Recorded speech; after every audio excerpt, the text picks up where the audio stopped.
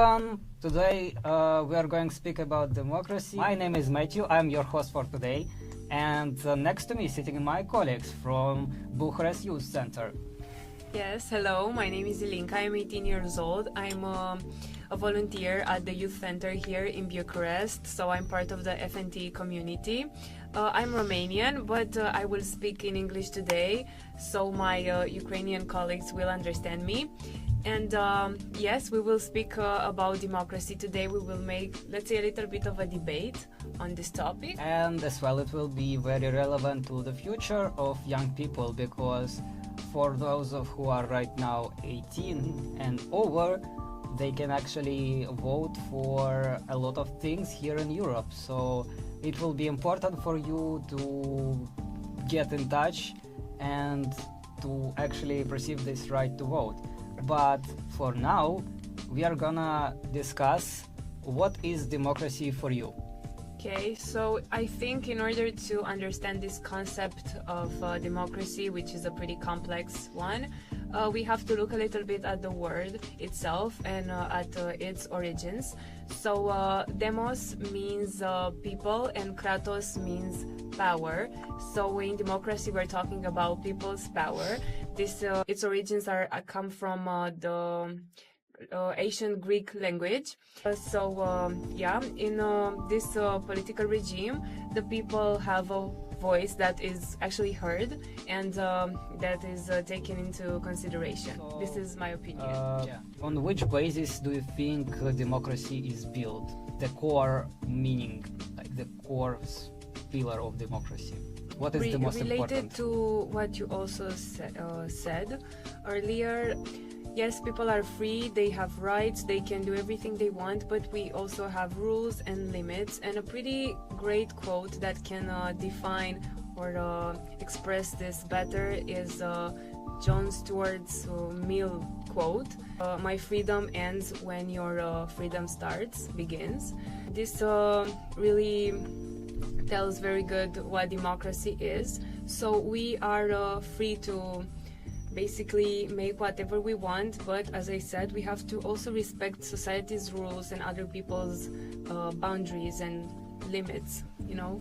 Yeah. And we have the right of speech. We can say whatever we want to say. We can also write, let's say, on social media our opinions, and nobody would say anything, but of course we have to respect some boundaries. We cannot just say anything. Yeah. On the internet. In democratic regimes, of course, we have the freedom of speech, we have the right to vote. This is important. And what I would like to say is that some people don't really use their rights. Yeah. They have rights, but they don't use them. And in comparison, we can think about North Korea, where again, I don't want to just throw in the country. Yeah, I don't want to target anybody, but it's just a situation. This is the truth. This is something that happens in 2024. People there, they don't have access to internet. They can only access the internet that is controlled by the government, so they don't have access to all the information that we can actually read online. We, Romanians, Ukrainians, and other countries, those people, they are not free. They cannot know the truth. And it's important to actually be aware of the fact that some people don't have the rights that we have. So we should at least think about this and use them more. Those people, they cannot actually pick someone to represent them. They just have Kim Jong-un, that Kim Jong-un. Yeah, Kim Jong-un. Who is the behavior and even the hairstyle of Yeah. They cannot choose the way they want to dress. They only have some standard way of dressing up. They have limited hairstyles that they can choose for themselves. They cannot buy things from other countries. They cannot leave the country. This is absolutely terrible, because if they try to escape the country, not only them, but also their families will be executed for them even trying to leave the country, which is absolutely terrible. Yeah, in comparison, we are free, but we don't really use our rights, because a lot of people often say that their vote doesn't matter, which is just terrible, because every single vote matters. Everybody should go to vote and understand that their vote matters, as I said. Yeah. What is the key point for the citizen in democratic society to be? We can say like it's several key points, but what is the most important key point for you to be a democratic society's citizen? Like what's the ideal citizen in a democratic country? Not really, but what is the obligation of democratic society's citizen? So as we said, firstly, and one of the most important ones, to vote. Yeah. To help other people, to educate ourselves. Education is also the solution. Yeah. I always said that this is the only solution actually. Yes, we can go all day long and watch our mistakes that our country did in the past, or the countries around the world did in the past. We should learn from our history and try to change things in the future. So this is what we should try to do with education. We should promote educational programs. Yeah. Even this sort of podcasts for critical youth. Systems. Yes. Critical thinking systems. We should raise awareness basically, and we should inspire people in general to believe in their own power, because this is something that communism did in Romania and also on other also in Ukraine and other countries. These regimes made people believe that they have no power at all, which was kind of true in that period of time, because people didn't have any rights to say anything, they didn't have opinions. But right now we are so lucky to live in a democratic regime, and we can change the world if we want, if we just gather together and just try to help each other, to educate each other, to inspire each other and stuff like that. We can change the world if we believe in our ideas. And the first step is always coming for us. From inside basically.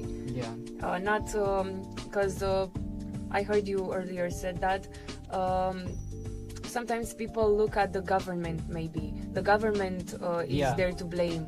Other people can change the world. I cannot do anything. This is not true.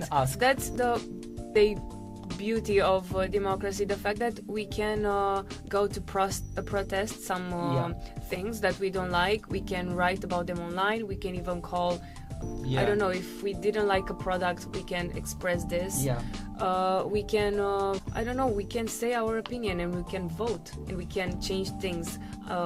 Unfortunately, a thing that cannot be done in North Korea or in other communist countries where people don't have an opinion. They cannot protest. If they protest, they are killed. Stuff like that. We are not, so we have to use our rights, as I said. Regarding the topic of, I don't know, reading fake news and believing them. It's important. We have the right to inform ourselves. In contrary to people in other countries, communist countries, where they cannot inform themselves. So we have the obligation to look for the best sources where we can take the information from. Because if we just pick a random article online and read it and believe it completely, it's not the best way to form an opinion. In order to form a pretty correct opinion, or let's say closer to the actual truth, it's really important to search a lot on the internet, because the internet is huge, is free, is accessible, at least for our countries and for a lot of countries, for enough people actually. And we have to inform ourselves. This is also our obligation, because as I said, if we have the right to vote, we have to also inform ourselves about the people that we vote. I mean, maybe some people don't vote, but those who vote, they should be responsible over this right. Very good point, and I personally would not say better. Say bye altogether. Bye. See ya.